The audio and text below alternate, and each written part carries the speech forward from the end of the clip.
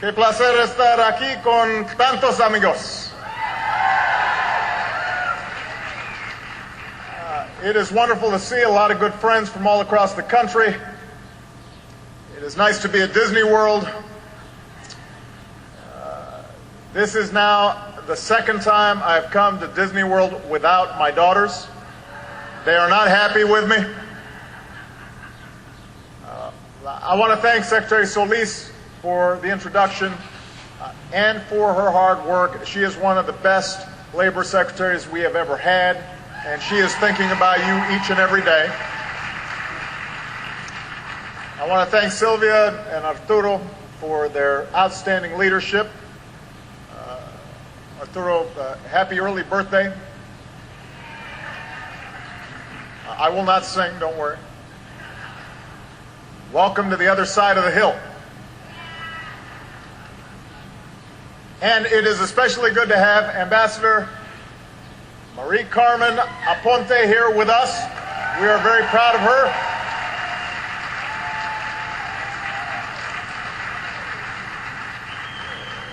When the Senate refused to confirm Marie, I sent her to El Salvador anyway,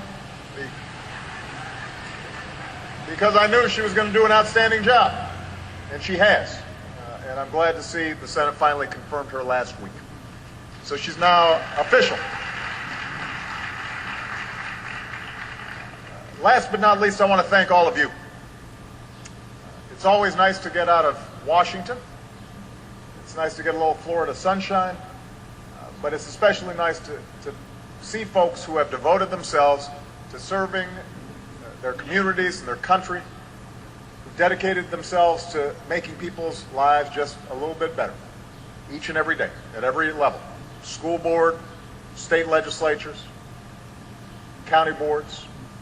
You guys are where the rubber hits the road. And I've had a chance to see many of you in your local communities and hear the stories of all your efforts and all your hopes and all your dreams, and also some of your frustrations and the hardships that are taking place. You know, yesterday your featured speaker came here and said that the election in November isn't about two people. It's not about being a Republican or a Democrat or an independent. It is about the future of America. And while we've got a lot of differences, he and I, on this point, I could not agree more. This is about America's future.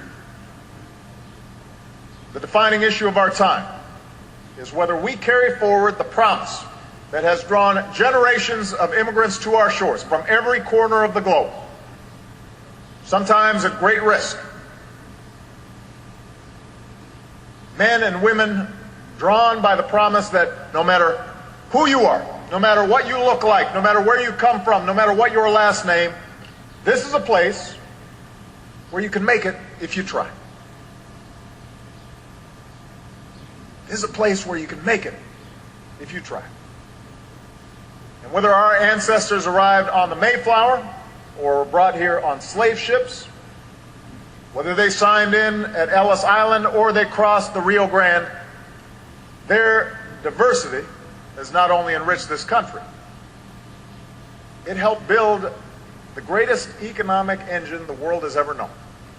Hungry people, striving people, dreamers, risk takers. People don't come here looking for handouts. We are a nation of strivers and climbers and entrepreneurs, the hardest working people on earth. And nobody personifies these American values, these American traits, more than the Latino community.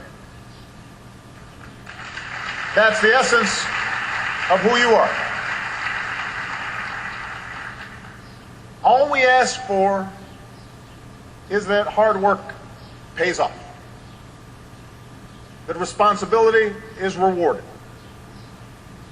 so that if these men and women put in enough effort, they can find a good job, own their own home, send their kids to college, let their kids dream even bigger, put away a little bit for retirement, not go bankrupt when you get sick. And I ran for this office because for more than a decade, that dream had been slipping away from too many Americans. Before I even took office, the worst economic crisis of our lifetimes pushed it even further from reach, particularly for a lot of Latino communities, which had already faced higher unemployment and higher poverty rates. So the question is not whether we need to do better. Of course, the economy isn't where it needs to be. Of course, there's still too many who struggle. We've got so much more work to do. But the question is, how do we make the economy grow faster? How do we create more jobs? How do we create more opportunity? The question is, what vision are we going to stand up for? Who are we going to fight for? That's what we have to decide right now. That's what this election's about. Who are we fighting for? What vision of America do we believe in? If America is about anything, it's about passing on even greater opportunity to our children. It's about education. And that's why I expanded Pell Grants, which will give an additional 150,000 children in the Latino community a chance to go to college.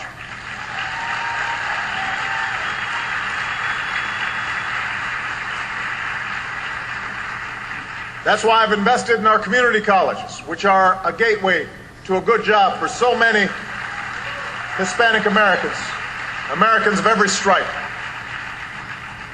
That's why schools in almost every state, some in the toughest neighborhoods around, have answered our challenge to raise their standards for teaching and learning, not by teaching to a test, but by expanding creativity and improving curriculums and focusing more on kids who are hardest to reach, so that we give every child a fighting chance.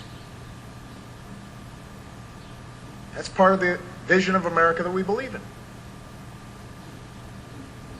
In this country, we believe that if you want to take a risk on a new idea, you should have the chance to succeed. And you shouldn't have to have wealthy parents in order to be successful. Latino-owned businesses have been the fastest growing small businesses, and we've cut their taxes 18 times. We've expanded new loans and new credit so they can grow and they can hire. That's the vision we believe in. In America, we believe you shouldn't go broke because you get sick. Hard-working people out there, sometimes 2 jobs, 3 jobs, still don't have health insurance. If you did have health insurance, insurance companies were able to discriminate against certain patients. That was wrong. It was wrong to let insurance companies just jack up premiums for no reason. And to have millions of working Americans uninsured, with the Latino community having the highest rate of uninsured of any community in the country. So after a century of trying, we finally passed reform that will make healthcare affordable and available for every American. That was the right thing to do. That was the right thing to do. That was the right thing to do.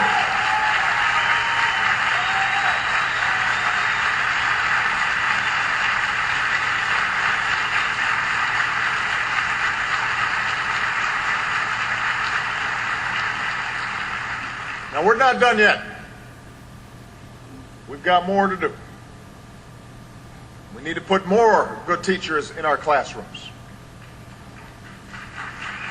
We need to get colleges and universities to bring down the cost of tuition to make it more affordable for more young people. We need to invest in new research and innovation, especially new sources of energy and high-tech manufacturing. We need to put people back to work, rebuilding our roads and our highways and our runways. Construction jobs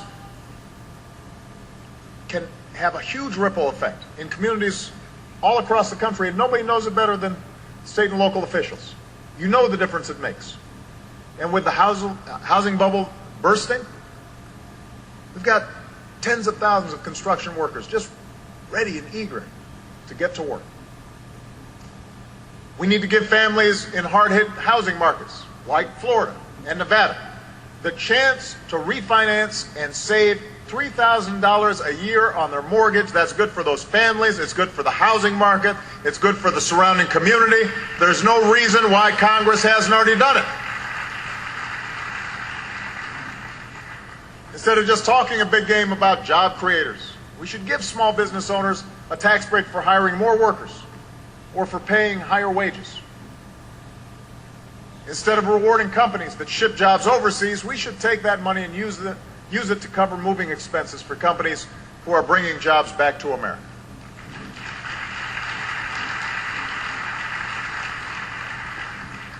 On almost every issue of concern to your community, to every community, what's holding us back isn't a lack of big ideas. It's not a lack of technical solutions. By now, just about every policy and proposal has been laid out on the table. What's holding us back is a stalemate. A stalemate in Washington between two fundamentally different views of which direction we should go. The Republicans who run Congress, the man at the top of their ticket, they don't agree with any of the proposals I just talked about. They believe the best way to grow the economy is from the top down. So they want to roll back regulations and give insurance companies and credit card companies and mortgage lenders even more power to do as they please. They want to spend $5 trillion on new tax cuts, including a 25% tax cut for every millionaire in the country. And they want to pay for it by raising middle-class taxes and gutting middle-class priorities like education and training and health care and medical research. And that's it. That's it. That's their economic plan. When they tell you they can do better, that's their idea of doing better. When they tell you they know how to fix the economy, that's exactly how they plan to do it. And I think they're wrong. I think they're wrong.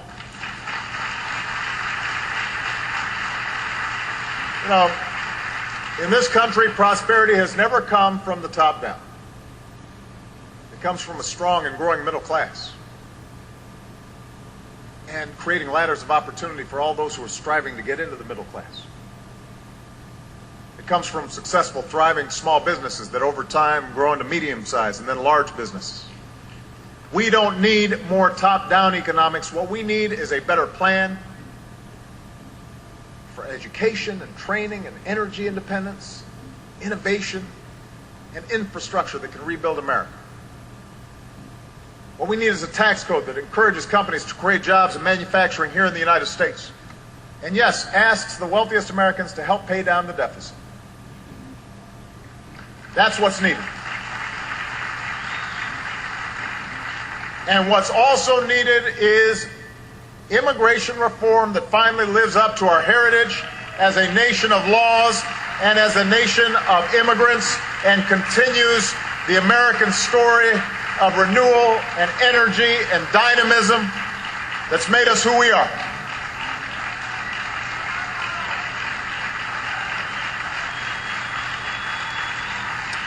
I mean, think about it. You and I both know one of America's greatest strengths has always been our ability to attract talented, hardworking people who believe in this country, who want to help make it stronger. That's what keeps us young. That's what keeps us dynamic and energized. That's what makes us who we are. But our current immigration system doesn't reflect those values. It allows the best and brightest to study here, but then tells them to leave, start companies somewhere else. It punishes immigrants and businesses who play by the rules and fails to address the fact that there are too many who don't. It separates families. And it denies innocent young people the chance to earn an education or serve in the uniform of the country they love. Now, once again, The problem is not the lack of technical solutions. We know what the solutions are to this challenge. Just 6 years ago, an unlikely trio, John McCain, Ted Kennedy, President Bush, came together to champion comprehensive immigration reform.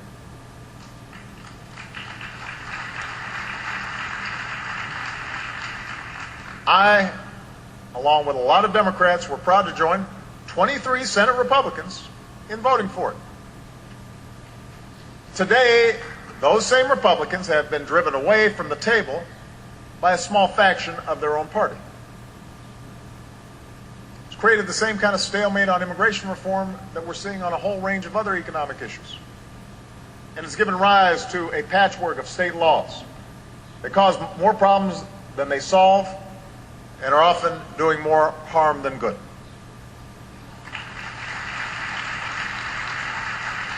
Now, this makes no sense. It's not good for America. And as long as I am President of the United States, I will not give up the fight to change it. In the face of a Congress that refuses to do anything on immigration, I've said that I'll take action wherever I can. So my administration has been doing what we can without the help in Congress for more than 3 years now. And last week we took another step. On Friday we announced that we're lifting the shadow of deportation from deserving young people who were brought to this country as children. We should have passed the DREAM Act a long time ago. It was written by members of both parties. When it came up for a vote a year and a half ago, Republicans in Congress blocked it.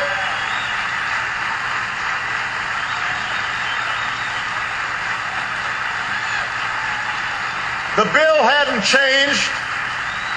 The need hadn't changed. The only thing that had changed was politics.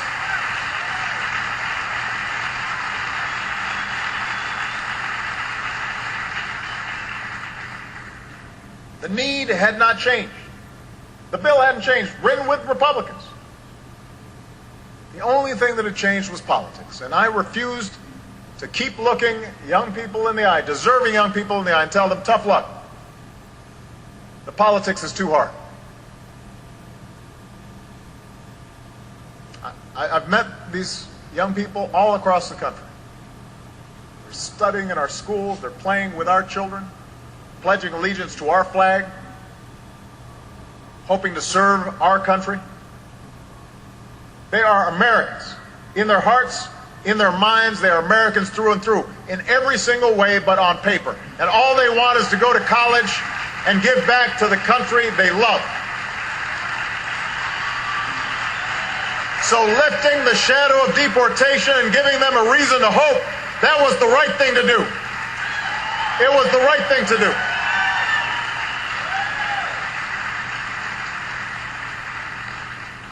It's not amnesty. It falls short of where we need to be, a path to citizenship. It's not a permanent fix. This is a temporary measure that lets us focus our resources wisely while offering some justice to these young people. But it's precisely because it's temporary, Congress still needs to come up with a long-term immigration solution, rather than argue that we did this the wrong way or for the wrong reasons. So to those who are saying Congress should be the one to fix this, absolutely. For those who say we should do this in a bipartisan fashion, absolutely. My door's been open for 3.5 years.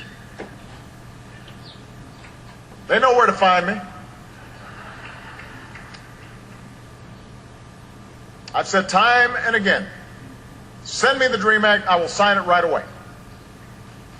And I'm still waiting to work with anyone from either party who is committed to real reform. But in the meantime, the question we should consider is this: was providing these young people with the opportunity for a temporary measure of relief the right thing to do? I think it was. it's long past time that we gave them a sense of hope. Now, your speaker from yesterday has a different view.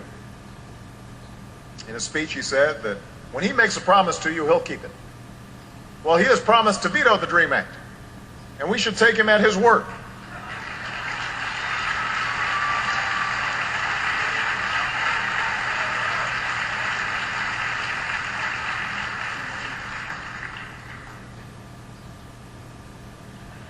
I'm just saying.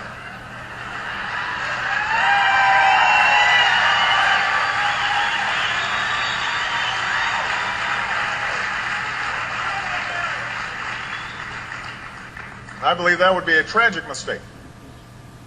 You do too.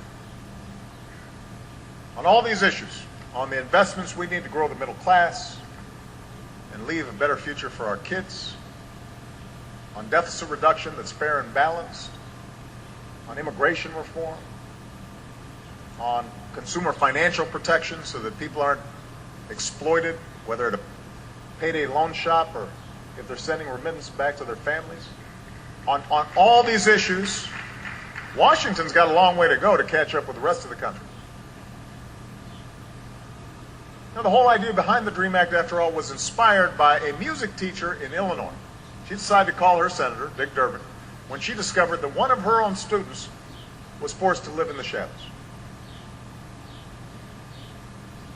But even as that idea fell prey to gridlock and game playing in Washington, it gained momentum in the rest of the country. From every student who marched and organized to keep their classmates from being deported, from every parent who discovered the truth about the child down the street and chose to stand up for them, because these are all our kids. For every American who stood up and spoke out across the country because they saw a wrong and wanted it to be righted, who put their shoulder to the wheel and moved us a little closer toward justice. That's what's always moved us forward. It doesn't start in Washington. It starts with a million quiet heroes who love their country and believe they can change it. But we all have different backgrounds. We all have different political beliefs. Latino community is not monolithic. The African American community is not all of one mind. There's a big country. And sometimes in tough times in a country this big and busy, especially during a political year, those differences are cast in a bright spotlight. But I ran for this office because I am absolutely convinced that what binds us together has always proven stronger than what drives us apart. We are one people. We need one another.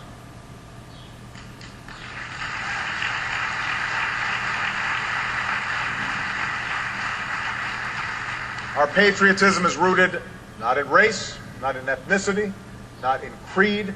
It is based on a shared belief in the enduring and permanent promise of America. That's the promise that draws so many talented, driven people to these shores. That's the promise that drew my own father here. That's the promise that drew your parents, or grandparents, or great-grandparents. Generations of people who dreamed of a place where knowledge and opportunity were available to anybody who was willing to work for it, anybody who was willing to seize it. A place where there was no limit to how far you could go, how high you could climb. They took a chance. And America embraced their drive and embraced their courage. Said, come. You're welcome.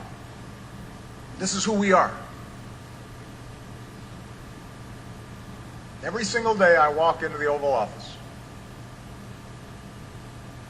Every day that I have this extraordinary privilege of being your president, I will always remember that in no other nation on earth could my story even be possible. That's something I celebrate.